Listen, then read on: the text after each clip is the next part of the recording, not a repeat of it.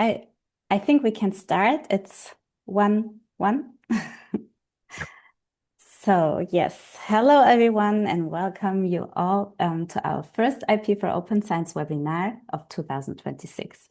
I hope you all had a good start to the new year and I wish you the best for the months ahead. My name is Vanessa Gutzek. I'm the Policy Advocacy and Legal Director at Miller International Knowledge. We are one of the project partners in IP for Open Science, the EU-funded project under Horizon Europe. Webinars like today's are part of our effort to share expertise, discuss current developments, and encourage exchange within the open science and IP community. IP for Open Science is therefore very pleased to host today's webinar on Creative Commons public licenses with our speaker, Fabian Rack. Hi, Fabian. It's great to have you with us today. Fabian is an attorney at I Rights Law in Berlin and works also at the Fitz-Karlsruhe Leibniz Institute for Information Infrastructure. He advises on copyright law, Creative Commons public licenses, and data protection, and he is also one of the editors and co-editor-in-chief of the Creative Commons public license book published last year. In today's session, Fabian will introduce the key ideas of this publication, a clause-by-clause commentary combined with a handbook section, and share insights on recent developments around CCPLs, including the role of artificial intelligence. Before I hand over to you, Fabian, I want to remind our audience that during the presentation, you are very welcome to post your questions in the chat, and I will collect them afterwards, and we will have time for a Q&A session after the presentation. So with that, Fabian, I'm very happy to hand over to you now. Thank you very much, Vanessa. Thank you for the kind introduction and for the opportunity to talk about this book project. The so-called, this is the unofficial name, CC Commentary. The book is called Creative Commons Public License, Legal Commentary and Handbook. Right, it's a pleasure to talk about this project I have been working on for the last several years with many other people. And last year we published this book. It's a book basically for legal practice, legal practitioners, but also for interested people, people who are interested in the Creative Commons, on the topic Creative Commons. So it's a kind of culmination of years of work on the Creative Commons licenses from different angles, different point of view. I will talk about what the commentary aims to do, but also what the Creative Commons licenses are in the first place. Maybe we start with this question: what are the Creative Commons licenses? You can say that Creative Commons licenses is more or less a global phenomenon. It was born in California over 20 years ago and has grown into a network represented in more than 70 countries, amongst these, obviously, Germany, where this book project now comes from. It's a movement supported by fundraising, donations, and foundations to ensure that knowledge and culture remain accessible and freely usable. So one of the ideas behind the Creative Commons licenses is that in the digital age, almost every action, every use of creative material whatsoever is a reproduction in under copyright law. This means that you require an explicit permission to make this reproduction, to use the material, to share the material. And this doesn't fit anymore for specific cases or for specific environments. Amongst these are, for example, of course, the open access environment. And so the Creative Commons licenses address this issue by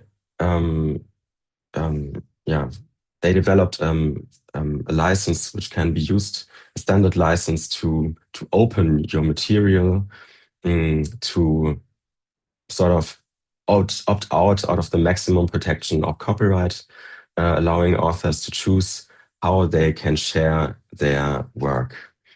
Now, it has become a standard instrument in many sectors, for example, in the open culture sector, but also in open access, open science, also in open educational resources, and of course also for platforms where content is shared freely. Um, the most prominent example would be the Wikipedia platform, where you can only find content which can be reused because it's under a Creative Commons or under a free and open license. So these are many facets of openness, where the Creative Commons license is the most important instrument to realize these the conditions of openness. For instance, um, in the GLAM sector, GLAM stands for galleries, libraries, archives, and museums.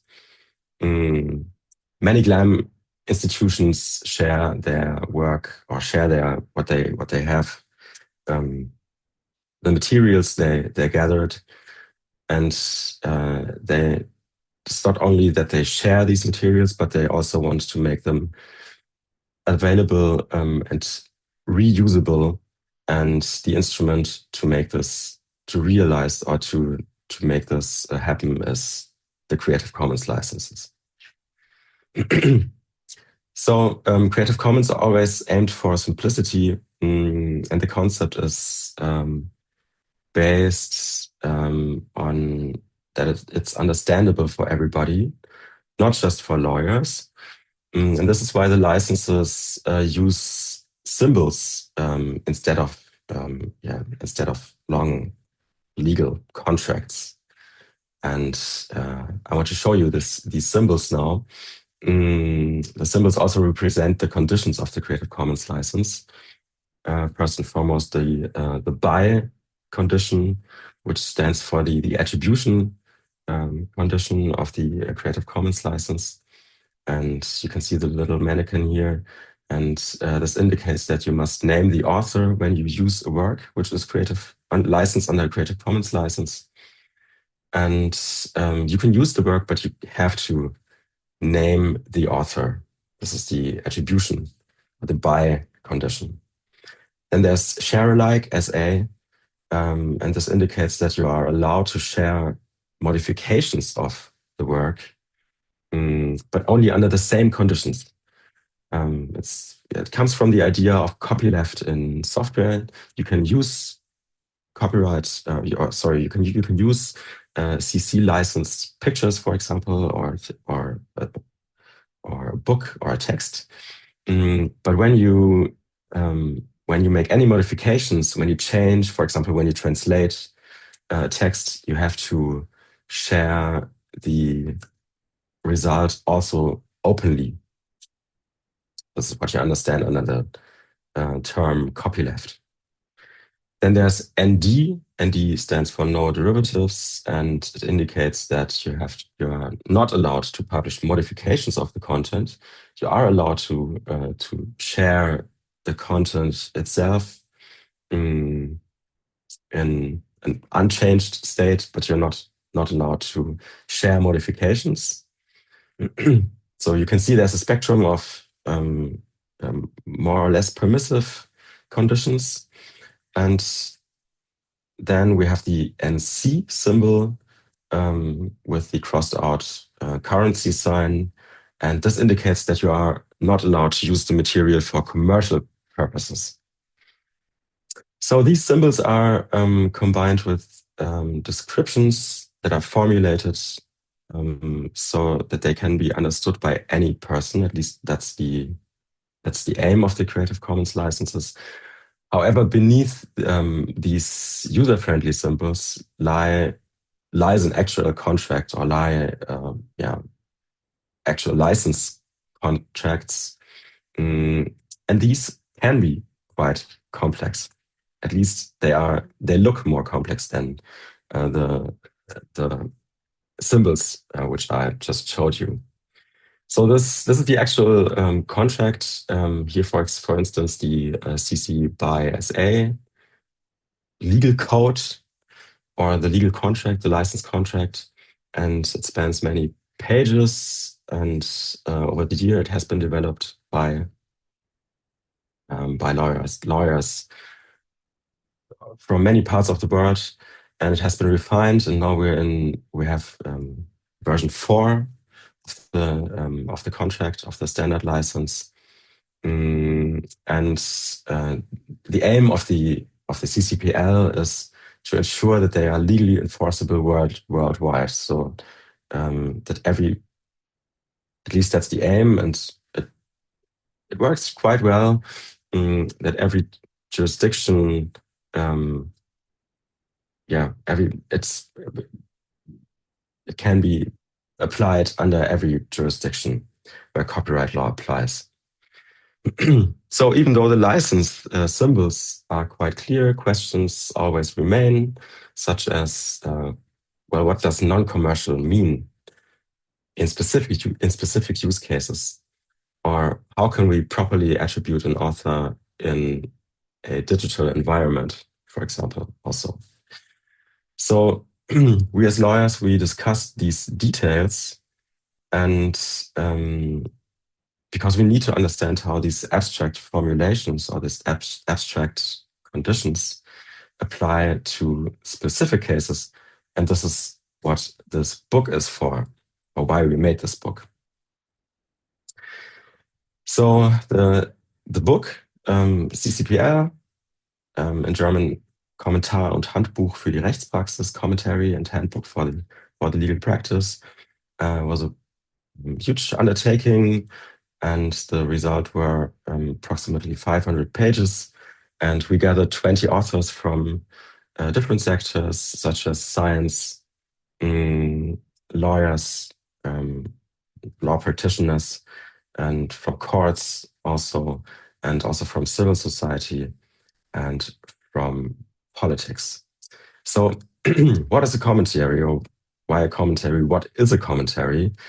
Well, in the legal world, especially in Germany, a commentary is a standard tool, and it makes an analysis of clause by clause, such as, or as Vanessa always also said in the introduction, the clause by clause interpretation, and it makes an analysis of how a law was created, how it should be understood today, how you can interpret it, how courts have decided in specific cases. So now the CC license is not a law, it is a contract, standard license. But you can apply the idea of a commentary also to why not, to a standard license. So although the CC licenses are not laws in the traditional sense, they are private contracts that act as an international standard, and they can be interpreted clause by clause in a clause by clause way. So this is what we did. For instance, this is an example for expanding one legal book or one legal code, which is here in the case is the Bürgerliches Gesetzbuch, the German Civil Code. And when you create a commentary on this German Civil Code, for example, there's one, you can make 15 books out of one book, so to speak. So with the book about the CC licenses, we took the license texts sentence by sentence, clause by clause. We analyzed every clause in the order in which it appears in the actual license agreement, standard license, and we discussed different legal opinions and presented them. So at least that's what we aim for. The reader understands why a certain interpretation might be correct or how you can interpret all these clauses. Yeah, I want to emphasize that this book itself is published under open access conditions, under CC BY license. And this is quite rare in the field of legal science or in the field of legal books. Yeah, in contrast to many other disciplines, and usually legal interpretation is, yeah, so to speak, hidden behind expensive paywalls and databases that only larger law firms can afford. And we wanted to, of course, yeah, when we're talking about the Creative Commons licenses, we wanted to open the knowledge about the Creative Commons licenses, and that's why we published this book under open access conditions, which means, for example, that you can take the book and translate it into English. This is permitted. This is allowed under the Creative Commons license. And why did we do this? We believe that the accessibility of law is a precondition for democracy. And if law is a secret science, it loses its claim to be valid, so to speak. And therefore, you can use this book and you can access this book freely on the internet. You can also buy a printed version, which I hold in my hands here. So yeah, it's published under a CC license. This is the editorial team, consists of Franziska Böhm, Ellen Euler, Paul Klimpel, John Weizmann, and myself. And these are the authors, and they include expertise from various disciplines, as I said before, such as science, law, the court practice, court practitioners, politics, and civil society. So some examples from the content. What does the book discuss? I already mentioned a few things, but I want to make 4 specific examples here. And the first one is the so-called CC trolls. It's a typical topic. Has been a typical topic in the last 10 or 15 years amongst lawyers and the enforceability of the CC licenses. CC licenses are a contract. They can be enforced for example, when you do something wrong, and when you use a CC licensed work and you don't apply to the condition of attributing someone's work, then this is a copyright violation and it can be enforced. And this is because the CC licenses, as I said before, require that you name the author and provide a link to the license. And this is one of the conditions of the license. And some people, unfortunately, turned this into a kind of business model. They publish content under a CC license and then wait for someone to make a small mistake, like a misspelling of a name, for example, or forgetting a link. And then they use lawyers to send expensive cease and desist letters. It's a small phenomenon, but it does exist. And the commentary addresses this by explaining what is actually required under the proper attribution.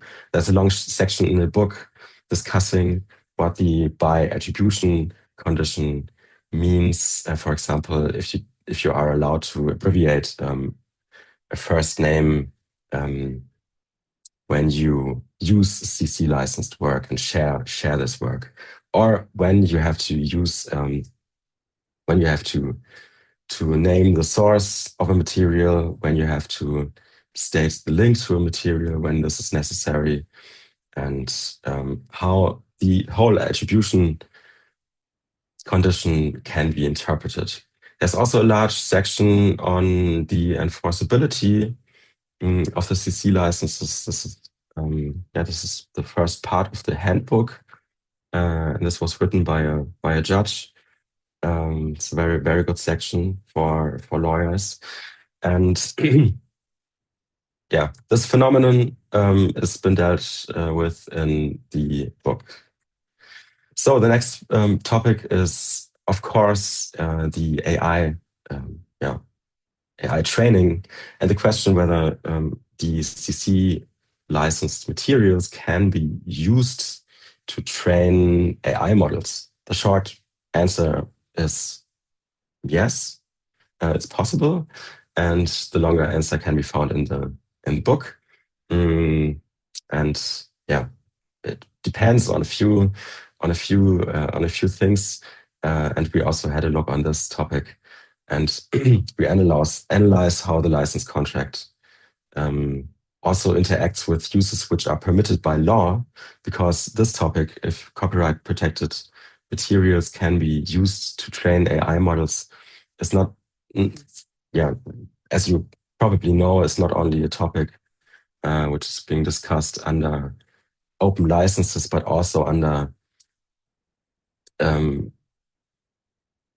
the legal status or the uses which are permitted by copyright law about this topic worldwide. But it's also a CC specific topic. So we analyze this question also in the book. And then the next question would be, okay, what is NC? What does non-commercial mean in detail? So if you take the book, for example, regarding this question, you can see that there's a definition of the term non-commercial within the license text. And it says non-commercial means not primarily intended for or directed towards commercial advantage or monetary compensation. So this is one sentence. It goes a bit further, but it doesn't really talk about specific cases, and that is why we had a closer look. And so on the question, what is commercial and what is not commercial? So the license defines non-commercial as something that is not primarily intended for commercial advantage or monetary compensation. But what does it mean in practice? Consider the case of public broadcasting, for example. Is it commercial? Is it not commercial?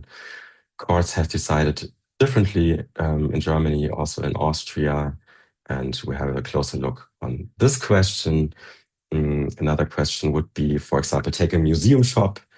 Even if a museum itself is a non-commercial organization, because it's publicly funded, the shop, museum shop, gift shop, for example, that sells souvenirs is acting commercially. So if a gift shop uses CC licensed materials, this would be a commercial use, even if the organization or the museum is publicly funded, for example. And then we have a closer look in the book on the relationship between CC licenses and the public domain. The book explains that the CC licenses do not apply to material that is already free from copyright, and ensuring that the status of public domain is never undermined by restrictive license terms. This is an idea or an analysis which already is stated within the license contract. But as always, you have to differentiate, and you have to look at specific use cases, and this is what we did in the book. So this is the content overview of the book. As we said, it's a clause-by-clause commentary, and the second part is a handbook. and we have a look at different sectors, here various sectors, such as science, the whole open access, open science topic. So yeah, what does open science mean in the context of Creative Commons licenses? Then open educational resources. It's a practical guide. This is where the book becomes more practical, also for yeah, also for the non-lawyers. For example, we explain what is open educational resources under the Creative Commons license, so that teachers can, for example, create materials and share them openly, so that these materials become open educational resources. Then the cultural heritage sector, I already mentioned. We analyze how museums and galleries can use the CC licenses to make their collections accessible and reusable. Then the public sector license, we explore the relationship between state-held data and awards, and yeah, the Creative Commons licenses, and if the public sector, if there are any, or many questions from the public sector about using CC licenses, and then of course also newer phenomena like NFT, which has already become old, I suppose. But we deal with the topic in this book. And as I said, the topic artificial intelligence, of course. So the creation of this book was a collaborative effort. As I already mentioned, we had 20 authors involved from diverse backgrounds. And we implemented an internal review procedure. Every single section was read and commented on by at least one or two other people. And we worked in pairs to ensure that every argument was sound. To finalize the manuscript, Paul Klimpel and I retreated to a beautiful place. This is the Lago Maggiore in northern Italy, and we spent about 10 days there to intensely focus on this book, on finalizing the book. We read every section aloud to each other, also during the blue hour you can see here on the beautiful picture, and to make the work more fun and bearable, obviously. So now there's also new work on the horizon. One of them is that we don't just want to have a printed book and a PDF, but we also want to publish the CC commentary in the way that also other commentaries or legal literature is published, and this is in a database such as Back Online, for example. But this book is not going to be published in one of these databases, but there is one database which is called Online Kommentar, and this database aims to make legal commentaries accessible under open access conditions. It's a platform. You can have a look on the Online Kommentar. Looks very good, I think, and it's based on a design that was originally that was developed in Switzerland. So there's also a project in Switzerland on online commentaries which are openly available. But we also want to develop the book further. There are no concrete plans now about this, but there are topics. One of them is, of course, the rise of AI and the further development of the whole AI topic. And also Creative Commons itself, the organization, deals with this topic, obviously. And there's a question about has AI disrupted the social contract of openness? If there's still an incentive to share works openly in the age of AI, and this is why Creative Commons is currently introducing a new instrument which is called CC Signals, It's not a new license contract. Instead, it's a new tool to tell AI crawlers how to behave, how the content should be treated, or how if there should be some kind of remuneration, for example. And there are a lot of legal implications which are yet to be analyzed. For example, when are these signals legally binding? Can they be used with the AI opt-outs, which are currently in development? For example, AI preferences from the IETF, the Internet Engineering Task Force. So there are many open questions which could be which would have to be discussed in a further development of this very book. So this book is meant to be a practical tool, and yeah, I hope that you are interested in this book now. You can read it online. You can buy the book. You're also allowed to translate the book because it's under a CC license and publish a translation of the book, for example. Anything is possible. You're also allowed to train an AI model with the book, of course, because this is allowed under the CC license.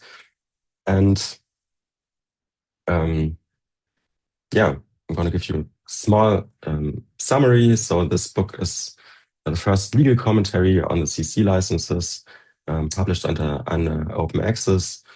Our aim is to have a comprehensive handbook for various sectors, 20 authors from many disciplines. We had an internal review procedure, and yeah, newer phenomena are also been dealt with, as I mentioned before. Thank you very much. Thank you, Fabian, for your presentation. And really thank you for this commentary, because it's very useful, as I can say, as also a lawyer. So we always need a commentary, and all the work you have done is very helpful. Thank you. It's 500 books. I already start using it. I couldn't read all of it yet. And but really, That's okay. yes, I will do so. And we are also looking forward to the development also with the question about AI and the Creative Good. Commons. And this is also some questions from the audience. So I will start with the questions from the audience. And we have the first one is that do you anticipate further development of the concept CC licenses and AI training due to the ongoing evolution of AI tools and potential future use cases that necessitate further development? As you already said, so you are developing it, and there are a lot of questions with AI. And Well, I have to clarify that I don't speak for the organization Creative Commons. I'm active in the German chapter of Creative Commons, but I'm not in power in in the organization, so to speak. But as I mentioned, there are these CC signals which are in development currently, and CC clarifies that they're not going to develop a new license, a new license condition, a new license AI condition. This is not what they are going to do. One of the reasons for that is that the AI training currently under copyright law is often allowed under the exceptions of the copyright law, and the CC licenses don't want to interfere with these exceptions from which the law makes. This is one of the reasons, amongst others. but what they want to, yeah, this is kind of software, a soft law, what they developed there with these with these CC signals. But combined with the opt-outs, the AI opt-outs, which are also in development at the moment, as I mentioned, for example, from the IATF, it can be legally binding. For example, one of the conditions is you are only allowed to use the material for so-called machine reuse, AI training, for example, if you share your model openly. It's also further development of the of the idea of copyleft, and this might be binding in combination with the IETF preferences, but this has to be discussed. Okay, so you already answered to our next question, that was, what is your opinion regarding CC signals and how helpful is it? So if you can explain again, how helpful is CC signals with the AI? Well, it's not in use already. It's not. You have to state, or this is very important. It's not a license. Yeah, full stop. It's not a license. Not a license condition. So it's not binding by itself, so to speak. And it's quite controversy. There's a discussion on GitHub where CC publishes the signals.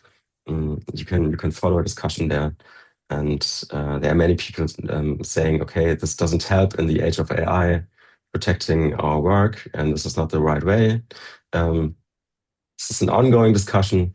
We have to see how it develops. I think it's kind of a coherent step that CC doesn't introduce a new license condition, because the question whether training AI models is allowed or not has to be solved by the lawmakers, by the Gesetzgeber, and this is the right place where this has to be solved. But in practice now, it will be solved by the courts in the next few years. But this is one reason why it is coherent, that it's a coherent step that they don't introduce a new license. Thank you. And also another question is, what if an author simply forgets to include a CC license to his publication? To the own publication? Yes. Well, okay. When there's no CC license, then the material cannot be understood or interpreted as licensed under a CC license. So the effect of the CC license doesn't apply here then. But when the work is shared on another site, for example, on another website or platform under a CC license, then it can be used under this license. So if you, as the licensee, forget to attach the CC license, then you would lose the effect of openness. Yeah. Or that it can be understood as open. But there would be no consequence as somebody would enforce because would go into enforcement because it's your copyright, right?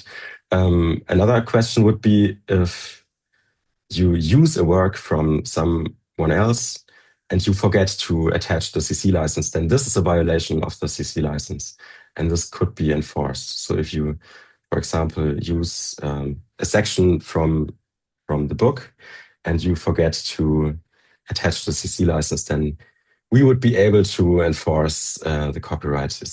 We we probably wouldn't, but just as an example. Okay, thank you. And another one from Gautam is, hi, thank you for the interesting talk. I have one question on the CC and C license and what counts here as revenue. For instance, I see many YouTubers, content creators use CC images in their videos and monetizing their work. Many other cases like these are indirectly earning revenue. Any comments on this? Yeah, this is one of the reasons why, yeah, the non-commercial condition is not quite easy to understand. There's an ongoing, or there's an older discussion about. There are several factors you can have a look at. For example, if you are a commercial or a person or an organization with a commercial purpose, or if the use itself has a commercial purpose, and it's not easy to say. I would say, okay, if you use a CC BY NC licensed image and you monetize in a YouTube video, and you monetize the video and you earn money with publishing this video on YouTube, then this would be a commercial purpose. However, for example, if the picture would be a quotation under copyright law, this would be you would solve this differently again, because a quotation or the right to quotation is a use which is allowed by law, and then the condition wouldn't be applicable. This is the small details which have to be looked at under every use. But I would say, okay, using images for illustrational purposes in a video and getting revenue with the video and the monetization, this I would say is rather a commercial use. Mhm.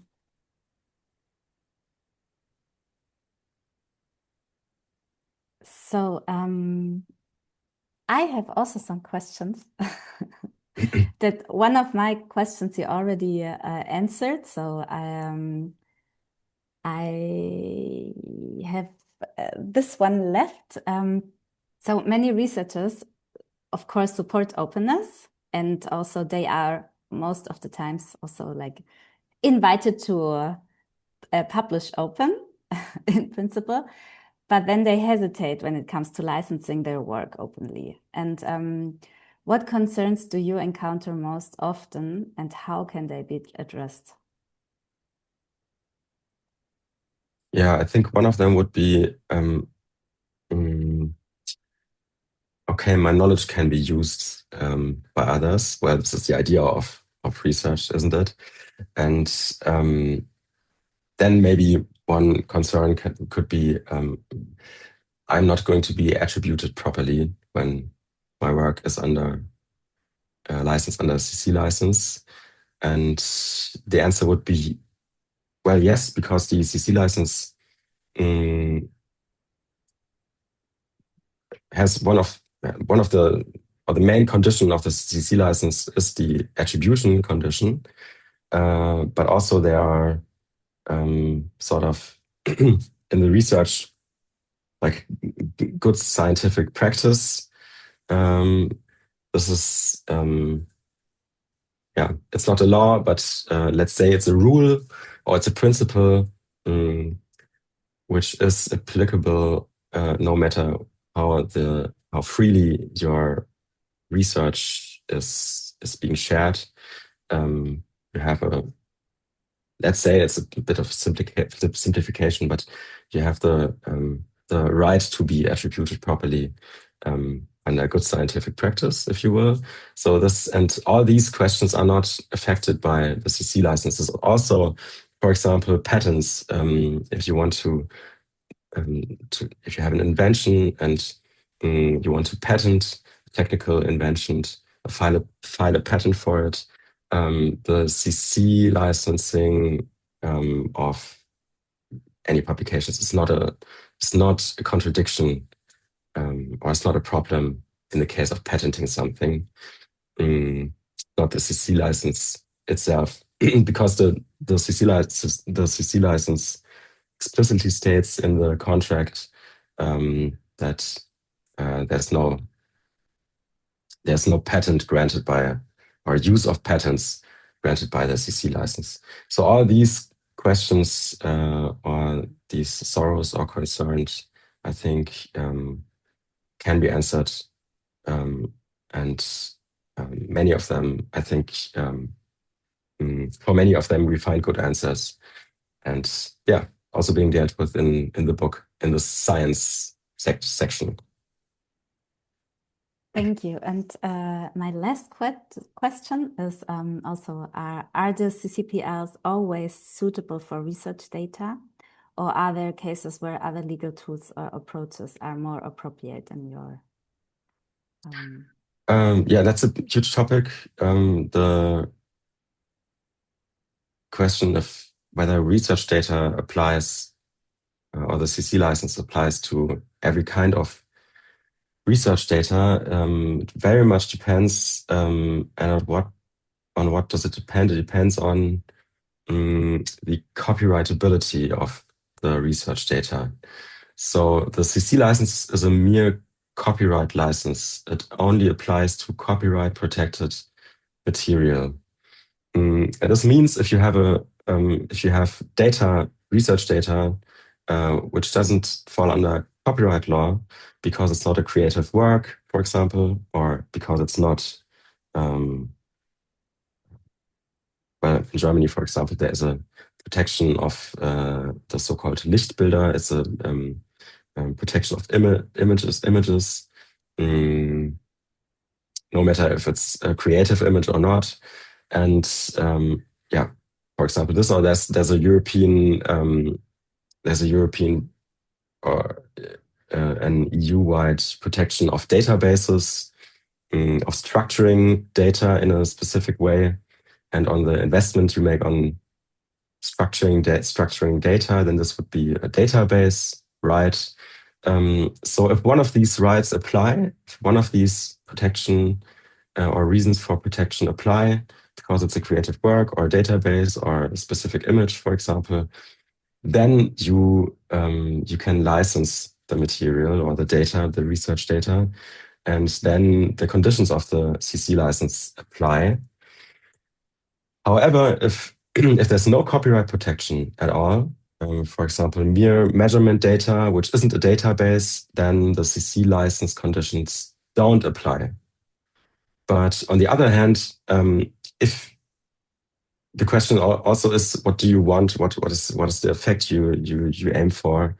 And if you want to make the statement, so to speak, or to make it clear for the general public that it can use the research data for any purpose, for example, then the proper instrument would be, or the proper CC, out of the CC toolbox instrument would be CC0 to say, okay, this material, no matter if it falls under copyright protection or not, can be used freely. So yeah, it depends on copyright protection of research data. And in many cases, there's no protection.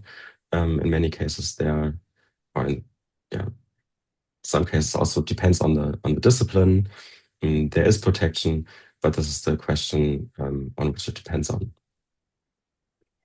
But this is interesting because also in our project now we say, okay, open science and IP,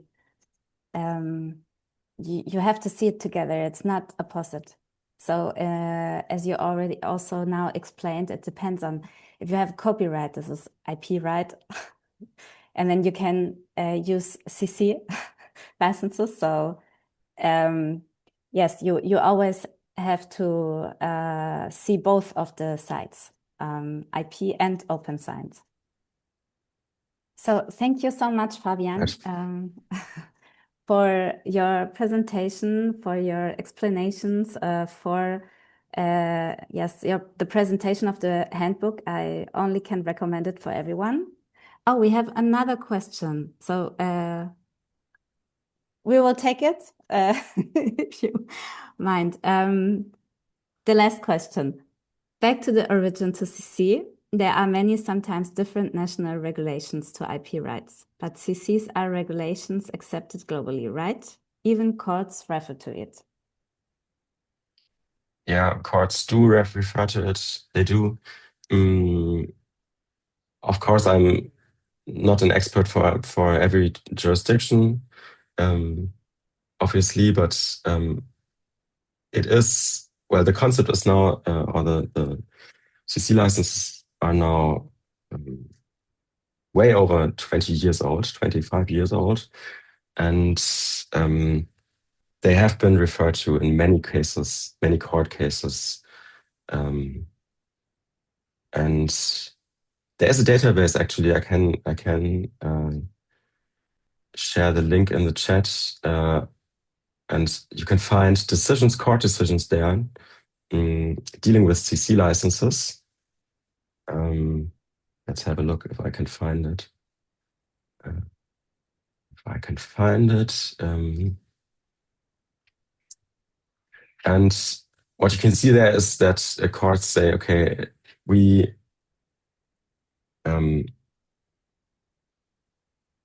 this is a proper license contract, and we apply it to the case, and it's an enforceable license, which also means that if you are a licensee and you see that there's a license violation, then you can enforce your rights in front of a court. And let's see if I find the link.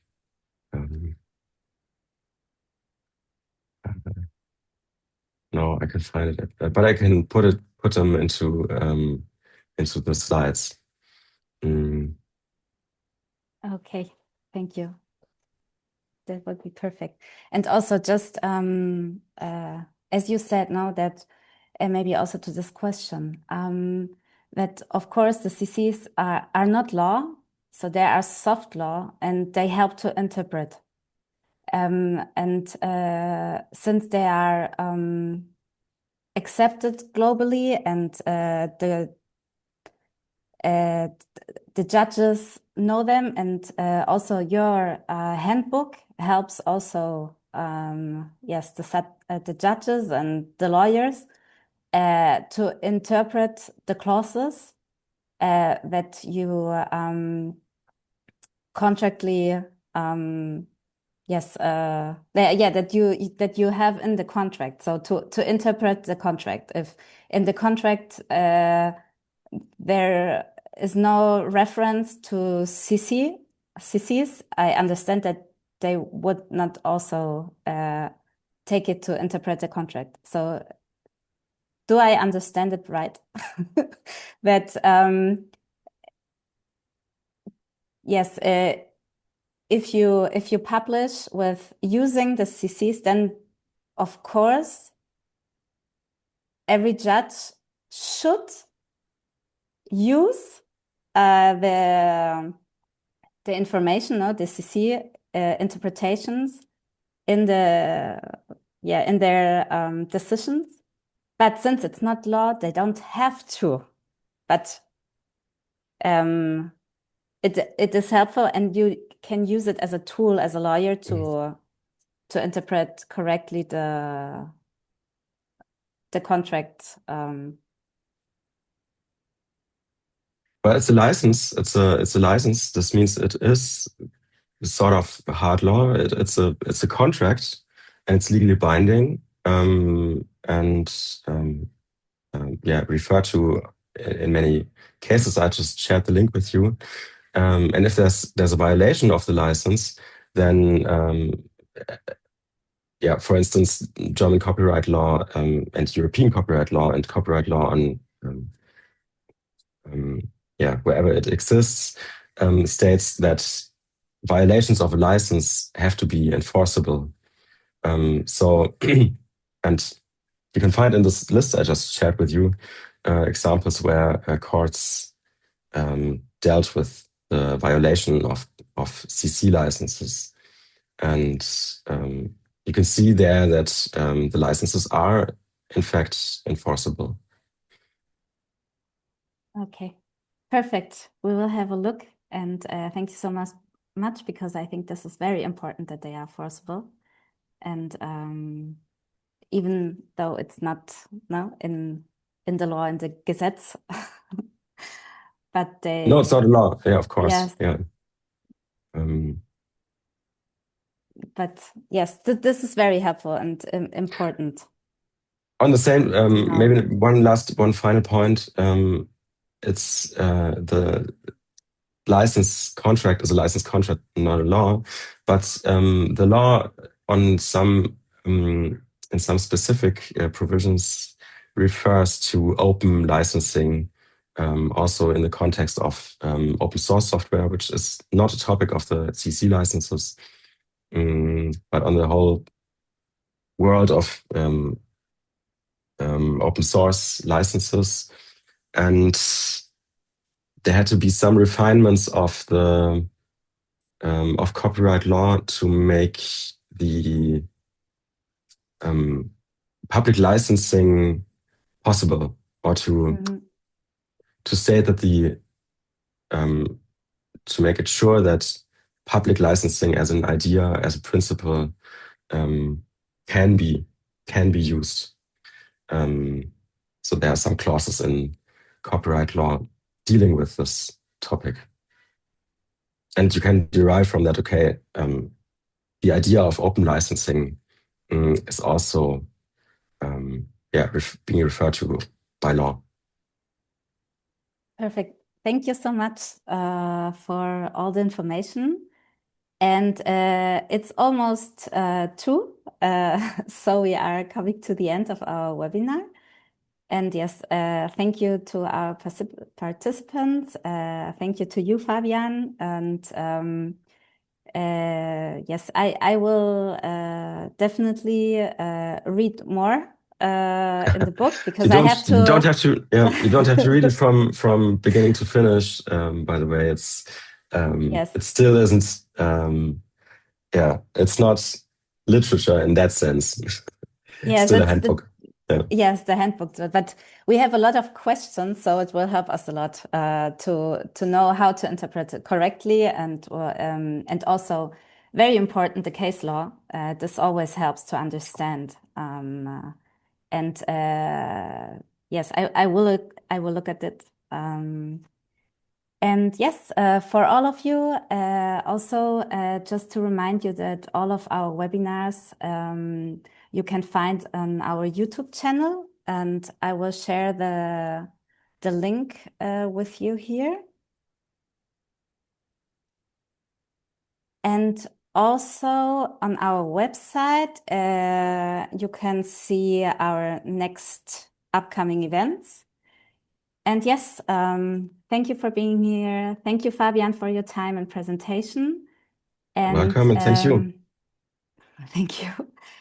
And yes, I wish you all a great day and hopefully to see you soon. So, bye, everyone. Bye, Fabian. Soll ich noch drin bleiben oder ist alles klar? Ja, kannst gerne noch drin bleiben. Okay. Und ich